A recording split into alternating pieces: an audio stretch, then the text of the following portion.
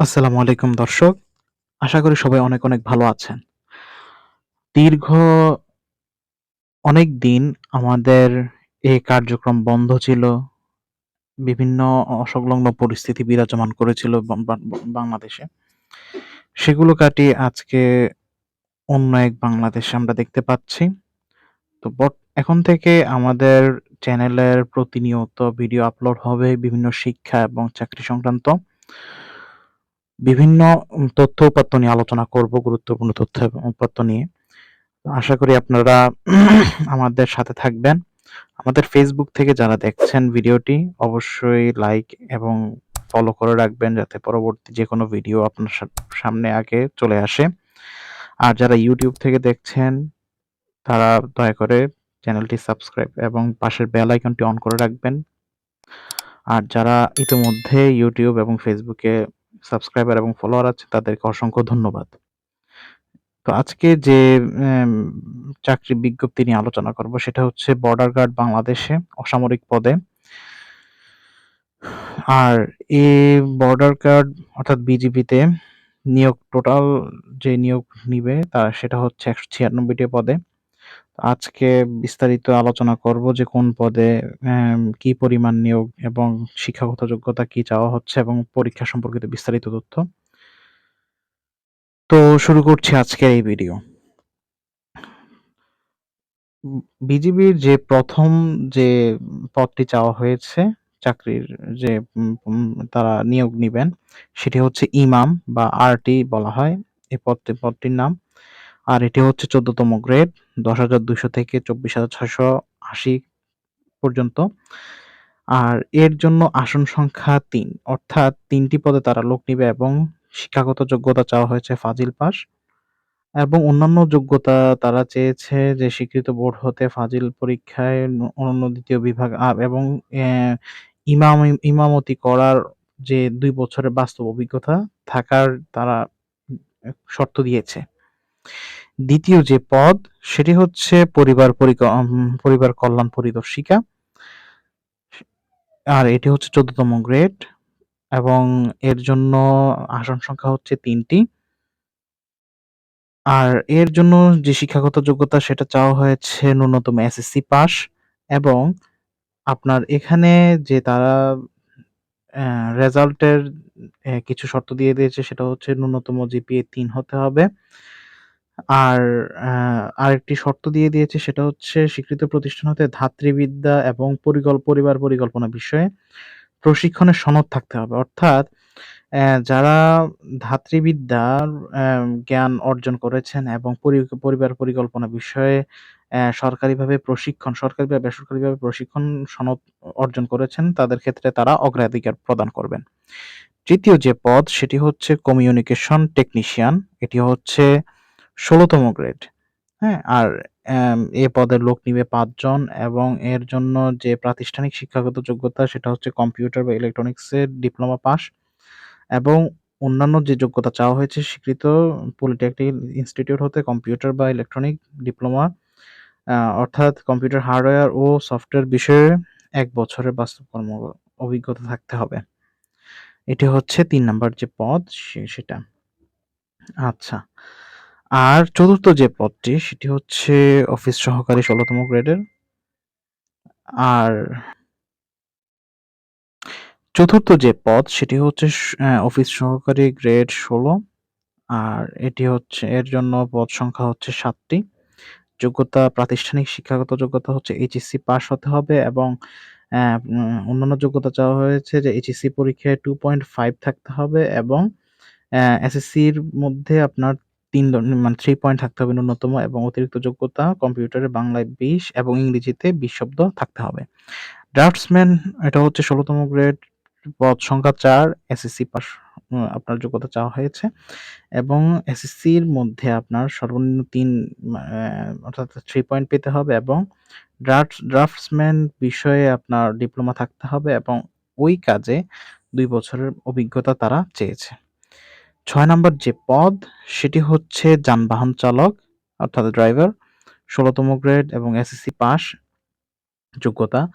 আর SSC আ অ SSC pass পরীক্ষার ক্ষেত্রে result কোনো উল্লেখ করে নাই এখানে। বৈধ লাইসেন্স থাকতে হবে ড্রাইভিং এর এবং ওই যে জিপ, মাইক্রোবাস এগুলা চালানোর অভিজ্ঞতা থাকতে হবে। অর্থাৎ আজকের সার্কুলারে মোটামুটি কিছু বিষয়ের ক্ষেত্রে যে আমরা অভিজ্ঞতা দেখতে পাচ্ছি অর্থাৎ এগুলা আপনার থাকতে হবে। কার্পেন্টার এটাও হচ্ছে ১৬ তম গ্রেড, পদ সংখ্যা ৭ এবং এটার জন্য জেএসসি পাস তারা চেয়েছে এবং এই পাসের ক্ষেত্রে কোনো রেজাল্ট উল্লেখ করে নাই নির্ধারিত পয়েন্ট এবং সংশ্লিষ্ট কাজে ২ বছরের বাস্তব অভিজ্ঞতা তারা চেয়েছে। তো ক্রমিক নং অনুযায়ী ৮ নাম্বার যে পদ সেটি হচ্ছে কমিউনিকেশন টেকনিশিয়ান। সেটা হচ্ছে ১৭ তম গ্রেড, ৯,০০০ থেকে ২১,৮০০ আর এর জন্য পদ সংখ্যা হচ্ছে ২৩ টি। এইচএসসি পাস অবশ্যই হতে হবে। আর এ পদের জন্য এইচএসসি পরীক্ষায় ন্যূনতম 2.50 এবং এসএসসি পরীক্ষায় ন্যূনতম 3 পয়েন্ট পেতে হবে এবং কম্পিউটার বা ইলেকট্রনিক্স বিষয়ে সার্টিফিকেট কোর্সধারী হতে হবে আপনাকে এবং ওই কাজের মধ্যে আপনার ২ বছরের অভিজ্ঞতা থাকতে হবে। ৯ নাম্বার যে পদ সেটি হচ্ছে সহকারী ওবিএম ড্রাইভার। এটিও ১৭ তম গ্রেড, পদ সংখ্যা ৯, এসএসসি পাস হতে হবে। আর এক্ষেত্রে আপনার রেজাল্ট তারা দিয়েছে ন্যূনতম 3 পয়েন্ট পেতে হবে এবং কোনো একটি স্বীকৃত প্রতিষ্ঠান অর্থাৎ যেকোনো সার্টিফাইডধারী প্রতিষ্ঠান থেকে ওই বিষয়ে সার্টিফিকেটধারী হতে হবে এবং ১ বছরের অভিজ্ঞতা থাকতে হবে। ১০ নাম্বার যে পদটি সেটি হচ্ছে ইলেকট্রিশিয়ান, ১৭ তম গ্রেড। আর ১২ জন নিবে তারা এই পদে। এসএসসি পাস চেয়েছে যোগ্যতা আর বিজ্ঞান অর্থাৎ সায়েন্স থেকে আপনার ৩ পয়েন্ট পেতে হবে এ পদে আবেদন করার জন্য। অন্যান্য বিভাগের যে ছাত্ররা বা ছাত্রছাত্রীরা এপ্লাই করতে পারবেন না আপনারা। তো এসএসসি বা সমমান পরীক্ষায় উত্তীর্ণ হতে হবে। আর আরেকটি যোগ্যতা চাওয়া হয়েছে স্বীকৃত কারিগরি প্রতিষ্ঠান হতে ইলেকট্রিক্যাল কোর্সের সনদপত্র, ইলেকট্রিশিয়ান কাজে ২ বছরের অভিজ্ঞতা থাকতে হবে। ১১ নম্বর যে পদটি সেটি হচ্ছে বুট মেকার, ১৮ তম গ্রেড, জেএসসি পাস চেয়েছে ৩ টি পদ। আর এটি হচ্ছে যে এই কাজের উপর আপনার ২ বছর অভিজ্ঞতা থাকতে হবে। পদ সংখ্যা ৩। ১২ নম্বর যে পদটি সেটি হচ্ছে লস্কর, ২০ তম গ্রেড, হ্যাঁ? আর এটার জন্য যোগ্যতা হচ্ছে জেএসসি পাস আর পদ সংখ্যা হচ্ছে ২। আর এর জন্য আপনার অ্যা সংশ্লিষ্ট মানে এই কাজের উপর লস্কর দায়িত্বের উপর অভিজ্ঞতা থাকতে হবে তারা। এখানে কোনো বছর উল্লেখ করে নাই বা রেজাল্টের কোনো সুনির্দিষ্ট পয়েন্ট তারা উল্লেখ করে নাই। ১৩ নম্বর যে পদটি সেটি হচ্ছে ওয়ার্ড বয়। আর এর পদ সংখ্যা হচ্ছে ৩ টি। জেএসসি পাস চাওয়া হয়েছে। অফিস সহায়কের ক্ষেত্রে ২০ তম গ্রেড, এটা আমরা সবাই জানি মোটামুটি ৪ টি পদ। আর জেএসসি পাস যোগ্যতা চাওয়া হয়েছে এবং এখানে অতিরিক্ত যে যোগ্যতা সেটা হচ্ছে এই কাজের উপর অর্থাৎ অফিস সহায়ক কাজের উপর ২ বছরের আপনার অভিজ্ঞতা থাকতে হবে। ১৫ নম্বরের পদটি হচ্ছে আয়া। এটা আমরা সবাই জানি ২০ তম গ্রেড, ৩ টি পদ। পদ সংখ্যা হচ্ছে ৩। জেএসসি পাস হতে হবে এবং এই কাজের উপর অভিজ্ঞতা থাকতে হবে। এখানেও কোনো রেজাল্টের কোনো সুনির্দিষ্ট কোনো দিক নির্দেশনা দেওয়া নেই। হ্যাঁ? আর ১৬ নম্বর যে পদ মালি, ২০ তম গ্রেড, ২ জন নিবে। জেএসসি পাস হতে হবে অবশ্যই এবং ওই কাজের উপর আ বাস্তব অভিজ্ঞতা থাকতে হবে। Mess waiter ১৭ number, JSC pass. এক্ষেত্রে অতিরিক্ত কোনো যোগ্যতা নেই, যোগ্যতা চাওয়া হয় নাই। বাবুর্চি ৮০ জন নিবে, ২০ তম গ্রেড। যারা বাবুর্চির কার্যক্রম পরিচালনায় অভিজ্ঞ তারা আবেদন করতে পারেন। জেএসসি পাস চাওয়া হয়েছে এবং আম ১৯ নম্বর যে পদ সেটি হচ্ছে পরিচ্ছন্নতা কর্মী পুরুষ, ২০ তম গ্রেড। হ্যাঁ? আর এর জন্য পদ সংখ্যা চাওয়া হয়েছে ২২ টি। জেএসসি পাস, অতিরিক্ত কোনো যোগ্যতা নেই। আর উল্লেখ করা ভালো যে এই সকল পদের জন্য আবেদন করতে পারবেন বাংলাদেশের ৬৪ জেলার প্রার্থীরা। এখানে কোনো নির্ধারিত কোনো জেলা উল্লেখ করে নাই। প্রত্যেকটা পদেই সকল জেলার প্রার্থীরা আবেদন করতে পারবেন। তো বিশাল একটি সার্কুলার ১৯৬ টি পদ। যারা যে বিষয়ে অভিজ্ঞ আপনারা আবেদন করতে পারেন। আচ্ছা, এতক্ষণ ছিল যে আমাদের যে যোগ্যতা এবং অন্যান্য বিষয়। এবার আসি আমাদের মূল বিষয় যে প্রার্থীর বয়স এবং অন্যান্য বিষয়গুলো। এখানে বলতেছে যে প্রার্থীর বয়স হতে হবে ১-১০ অর্থাৎ আ ১-১০-২০২৪ তারিখে ১৮ থেকে ৩০ বছর। তবে মুক্তিযোদ্ধা, শহীদ যোদ্ধা এবং বীরাঙ্গনার সন্তানদের জন্য ১৮ থেকে ৩২ বছর। এটা আগেরই নিয়ম। সেটা কোনো পরিবর্তন হয় নাই। বৈবাহিক অবস্থা বিবাহিত বা অবিবাহিত অর্থাৎ ২ অবস্থার মানুষরাই আবেদন করতে পারবেন বা প্রার্থীরা আবেদন করতে পারবেন। নিয়োগ পরীক্ষার কেন্দ্র এখানে বলা হচ্ছে যে ওয়েবসাইট বা মোবাইল ফোনের মাধ্যমে জানানো হবে। ঠিক আছে? এখানে বলা হচ্ছে যে ১ ও ৩ অনুযায়ী বিজ্ঞপ্তির ক্রমিক নং ১ ও ৩ অনুযায়ী আগ্রহী পুরুষ ও মহিলা প্রার্থীগণ এই ওয়েবসাইটে এখানে একটা ওয়েবসাইট দেওয়া আছে অথবা আমাদের ডেসক্রিপশন বক্সে লিংকটা দেওয়া থাকবে।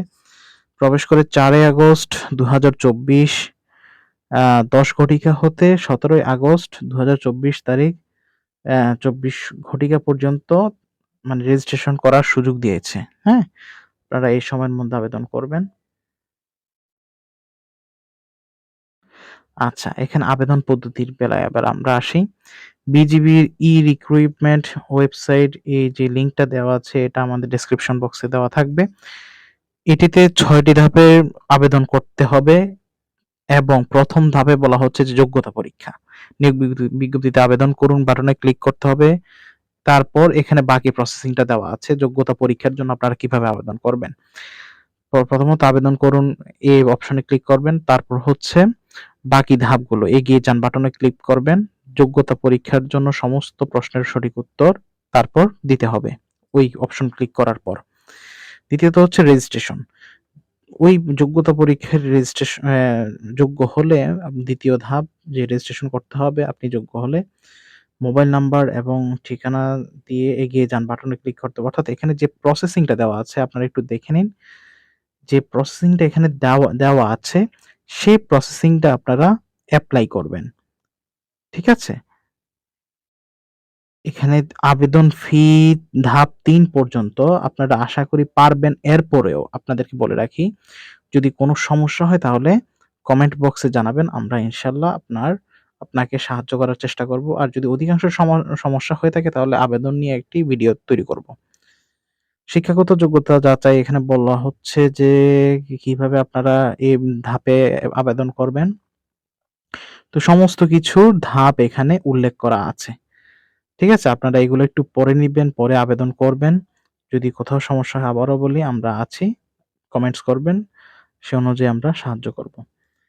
এখানে বলা হচ্ছে আবেদন ফি জমা দেওয়ার পর তার ফেরত প্রদান করা হবে না। ঠিক আছে? অর্থাৎ যারা আবেদন করবেন সেই ফিটা আর ব্যাক করা যাবে না। আপনি যোগ্যতা অনুযায়ী সিলেক্ট হন বা ক্যানসেল হন বা বাতিল হন। আর এখানে বলা হচ্ছে যে ভর্তির সময় যা সঙ্গে আনতে হবে শিক্ষাগত যোগ্যতা সনদপত্রের মূল কপি। ঠিক আছে? এরপরে হচ্ছে আপনাদের যে সংশ্লিষ্ট বিশ্ববিদ্যালয় শিক্ষা প্রতিষ্ঠানের যোগ্যতার মূল প্রশংসাপত্র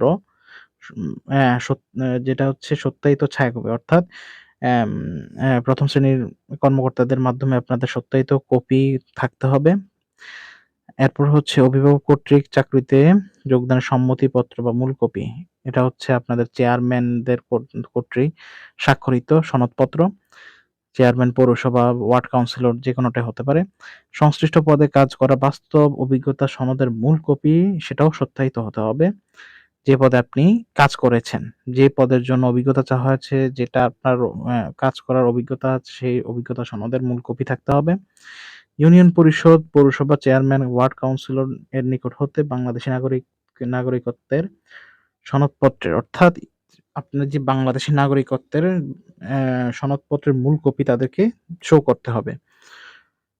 আচ্ছা, ১ম শ্রেণীর গেজেটেড অফিসার কর্তৃক চারিত্রিক সনদপত্র অর্থাৎ গেজেটেড অফিসার কর্তৃক যে সত্যায়িত চারিত্রিক সনদপত্র সেটাও লাগবে ২ কপি। ঠিক আছে? এই কাগজগুলা বিশেষ করে লাগবেই। সদ্য তোলা নীল ব্যাকগ্রাউন্ড ছবি সম্বলিত ল্যাবে অর্থাৎ অ্যা আপনার ছবি লাগবে। সে ছবিগুলার ব্যাকগ্রাউন্ড হতে হবে নীল এবং ১১ কপি ছবি লাগবে। ঠিক আছে? ১ কপি ছবি ইউপি চেয়ারম্যান এখানে বলা হচ্ছে এবং ওয়ার্ড কাউন্সিলর দ্বারা সত্যায়িত হতে হবে। অর্থাৎ ১ কপি ছবি ওই যে আপনাদের চেয়ারম্যান বা কাউন্সিলর দ্বারা সত্যায়িত করে নিবেন এবং ১০ কপি ছবি সত্যায়িত ব্যতীত লাগবে। ঠিক আছে? আর এখানে বলা হচ্ছে যে বিবাহিতদের ক্ষেত্রে কাবিননামা সহ এখানে দিতে হবে স্থানীয় চেয়ারম্যানের কর্তৃক বৈবাহিক সনদপত্রের মূল কপি সত্যায়িত হতে হবে।